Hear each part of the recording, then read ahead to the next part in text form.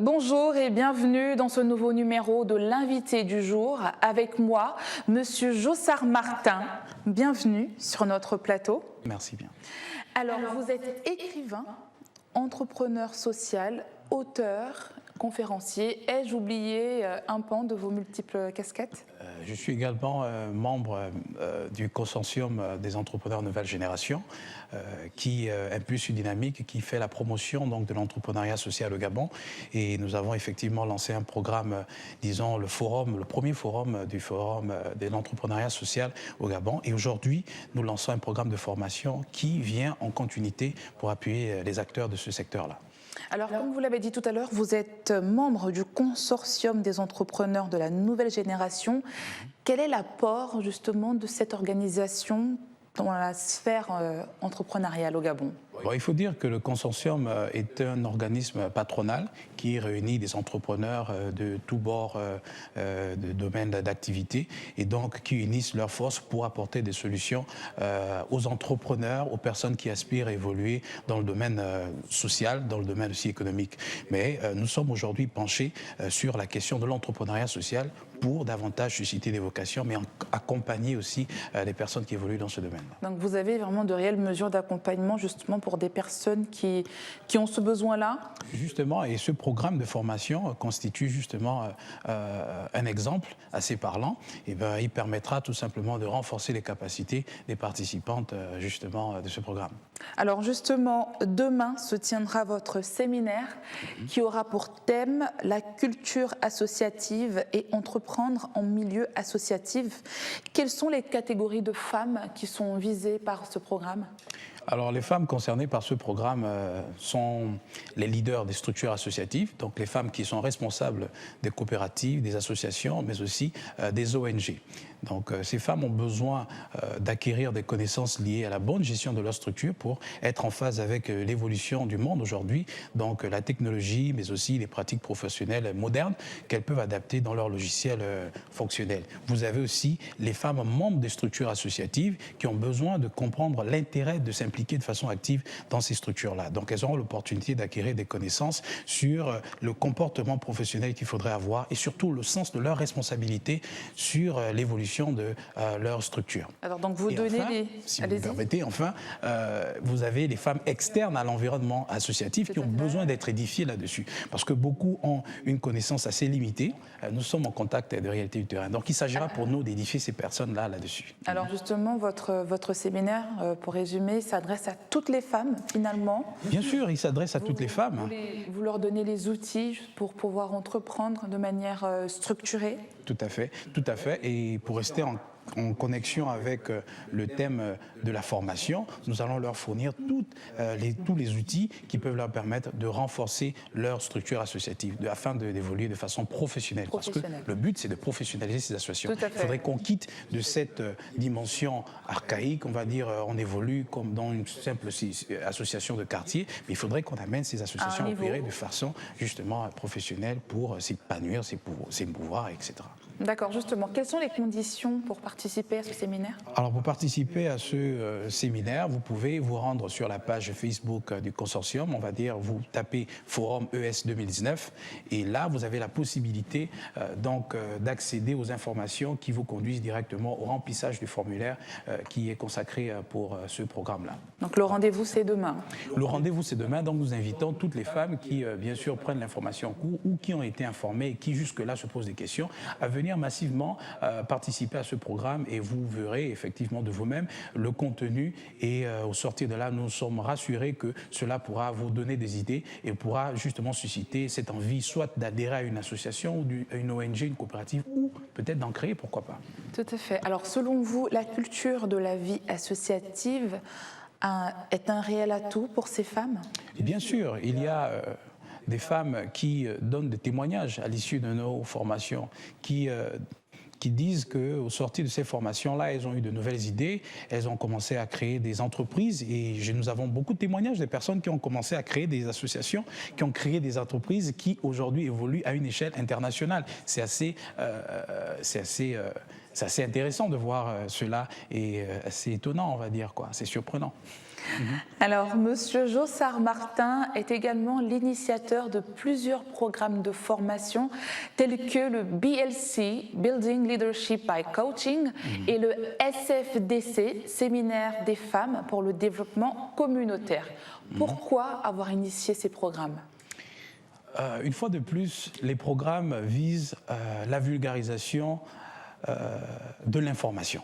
Vous savez, nous avons besoin d'informations pour savoir les possibilités, les opportunités, aussi bien économiques que sociales, qui s'offrent à nous. Et donc, ces programmes-là, le BLC par exemple, vise à renforcer les capacités des leaders, que ce soit des associations ou des entreprises qui ont besoin d'informations aujourd'hui. C'est ouvert aux femmes et aux hommes, tu trouves ? C'est ouvert, donc effectivement, la question du genre est prise en compte. Donc, ce programme-là est dédié à tout le monde. Mais le séminaire des femmes pour le développement communautaire, lui, bien sûr, comme vous pouvez le constater, c'est dédié aux femmes. Et lui, c'est un programme à travers lequel nous informons, nous formons et nous motivons des femmes actrices du développement. Et par la suite, nous les mettons en relation avec d'autres femmes pour que, bien sûr, on arrive à ce que nous souhaitons tous, le développement communautaire. D'accord. Alors, pourquoi, vous avez vraiment étudié un réel besoin pour initier ces programmes-là ? Bien sûr, vous savez, il y a beaucoup de femmes aujourd'hui qui se sentent seules, qui ont besoin d'écouter des témoignages, qui ont besoin de voir du palpable, du concret chez d'autres femmes qui ont osé. Donc vous savez, l'audace, c'est quelque chose qui se cultive et c'est quelque chose qui s'active. Et donc comment faire des femmes qui sont exemples, des modèles dans leur domaine, être des activatrices de développement. Et c'est en cela qu'on dit que le développement personnel est un facteur de développement communautaire. On peut arriver à activer le développement des autres par notre témoignage. Donc ces plateformes-là servent effectivement de formation, mais aussi de partage d'expériences pour permettre aux femmes participantes de prendre des initiatives de développement. Alors, toujours dans la même veine, vous êtes également auteur du livre « Exprime ta passion et suscite des vocations ». C'est un livre qui a connu un franc succès auprès des femmes. Comment est-ce que vous l'expliquez ? Le livre « Exprime ta passion et suscite des vocations », comme son nom l'indique, c'est un support qui parle aux femmes. Mais pas seulement aux femmes, qui parle à tout le monde. Mais on va dire que les femmes ont cette particularité de facilement développer leur capacité d'influence positive. Et ce livre-là, comme il traite de la question de passion, connaît un franc succès justement chez les femmes parce qu'elles sont assez promptes lorsqu'il s'agit, lorsqu'on parle des questions de vulgariser les passions. Bon, il faut dire que on a collecté beaucoup de témoignages chez les femmes, donc plus de témoignages chez les femmes que chez les hommes. Justement, si vous... Comment est-ce que vous expliquez cela, justement ? Mais c'est à cause de ce caractère singulier qui est chez la femme, c'est-à-dire la femme est prompte aux initiatives innovatrices, d'accord, innovantes. La femme facilement réagit lorsqu'il y a des programmes de formation. La femme facilement est amenée à prendre des initiatives qui visent son propre développement. Et donc, elle est foncièrement entreprenante. Donc, tout ce qui concerne la passion, la femme se retrouve là-dedans. Et c'est d'ailleurs la raison pour laquelle vous avez des témoignages de femmes qui ont assisté à nos formations, qui disent qu'elles ont créé des entreprises. Dans ce livre, il y a énormément de témoignages de femmes. Oui, en effet. Je pense que c'est ce qui a motivé l'écriture de ce livre. Pas nécessairement, il faut dire que ça n'a fait que constituer un élément intégrant donc, de la motivation de l'écriture de ce livre-là. Il faut dire que ça émane de l'expérience du SFDC, le Séminaire des femmes pour le développement communautaire. Nous avons vu des femmes qui ont assisté et qui aujourd'hui témoignent des entreprises qu'elles ont pu créer. Et donc, on ne pouvait pas être insensible à cela. Je me suis vu donc dans l'obligation d'intégrer ces témoignages-là dans le livre pour inspirer encore d'autres femmes. Alors, vous avez également un premier livre qui est la culture entrepreneuriale. Comment justement vous avez, je ne dirais pas fait cette transition, mais on passe de la culture entrepreneuriale à exprime ta passion. Comment se fait cette évolution ? D'accord. En fait, il faut dire que c'est une série de livres, c'est une collection qui est sortie d'ailleurs en même date. D'accord. Donc, c'est 2 livres qui constituent un outil de développement personnel qui amène des personnes à tout simplement s'émouvoir dans cette sphère-là. Le livre La culture entrepreneuriale selon l'approche des CIDC montre comment découvrir, développer et valoriser son talent. D'accord. Parce qu'il y a beaucoup de personnes qui se posent des questions, comment est-ce que je peux faire ? Alors ce livre-là, c'est en quelque sorte mon expérience. Vous les aidez justement à creuser, à découvrir leur potentiel. Voilà. On est vraiment dans du développement personnel. qui nous conduit au développement communautaire. Ce C'est ça. qui, finalement, résume... Vous faites un réel pont justement entre le développement personnel et le développement communautaire. Voilà. Donc le premier livre traite du développement personnel et le deuxième livre, il vous conduit au développement communautaire. D'où le sous-titre du livre « Un leader, une communauté ». Voilà. En tout cas, c'est le livre qui en ce moment fait parler de vous. On va dire, plus ou moins. Pour votre plus grand bonheur, en tout cas. Merci, merci. Et pour le plus grand bonheur de ces femmes-là, justement, sûr, qui l'achètent. bien sûr. Enfin, il n'y a pas que des femmes, mais c'est essentiellement des femmes. Oui. Mais en tout cas, c'est un livre qui est porteur. D'accord, merci beaucoup. Qui est porteur. Alors, on va terminer avec vous, avec notre dernière rubrique, qui s'appelle l'épice du jour. Vous représentez souvent notre pays à l'international en participant à plusieurs programmes aux États-Unis. Quelle a été votre participation qui vous a le plus embarrassé?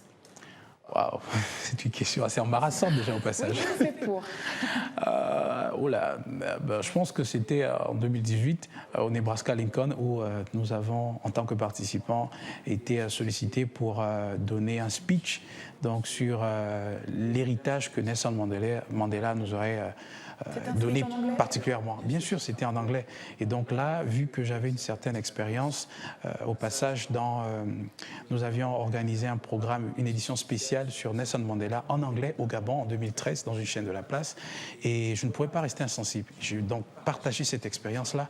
Mais je vous assure, j'étais beaucoup stressé parce qu'il fallait en quelque sorte parler en tant que représentant à la fois plus ou moins du peuple gabonais, mais en même temps du peuple sud-africain. Donc il fallait essayer Donc, de... il y avait une réelle pression. Voilà, en effet, oui, c'était assez challenge. C'était lourd. Mais bon, on a pu faire ce qu'on pouvait faire. En tout cas, vous êtes très bien débrouillé parce que vous avez participé après ça encore à d'autres formations. En tout cas, vous portez haut les couleurs du Gabon au travers votre organisation, vos livres, etc. Oui. En tout cas, vous faites notre fierté. Merci Monsieur Jossard Martin d'avoir accepté notre invitation. Merci à vous de nous avoir suivis sur Gabon 24, votre chaîne en continu. Retrouvez-nous sur nos réseaux sociaux, Facebook, Twitter, mais également en streaming sur notre chaîne YouTube. Quant à moi, je vous donne rendez-vous très vite avec un nouvel invité. Bonne suite de programme sur Gabon 24.